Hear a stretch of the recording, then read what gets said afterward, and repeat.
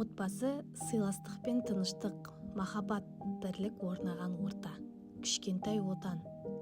Отан отбасыдан басталады дегендей, отанды сүю отбасыдан басталатыны рас.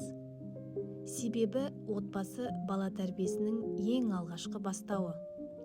Адамның жеке тұлға болып қалыптасып, өмірге кірпіш болып қалануы отбасыдан басталады.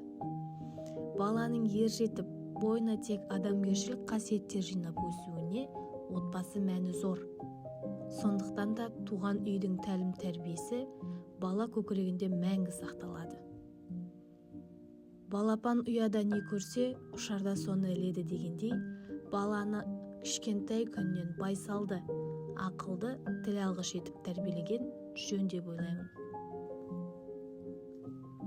Отбасында бала үшін ата-ананың орны бөлек. Әке асқартау, себебі ол отбасының қорғаны, панасы, отағасы. Ал ана отбасының шуағы, ұйытқысы, отанасы. Менің ойымша, осы әлемде әке мен аналарға еш биіктік жетпейді.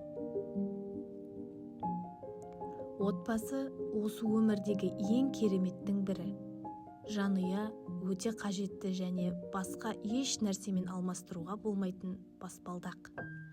Отанға деген алаулаған сезім жақындарына, туған-туысқандарына деген сүйіспеншіліктен басталады. Сондықтан да біз отбасынан отанның кішкентай бір бөлшегі ретінде қарастырамыз.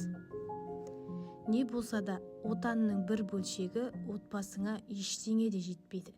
Өйткені отбасы табиғаттың әр адамға сыйлаған ең керемет бір сыйы. Соны мәңгі есте сақтап,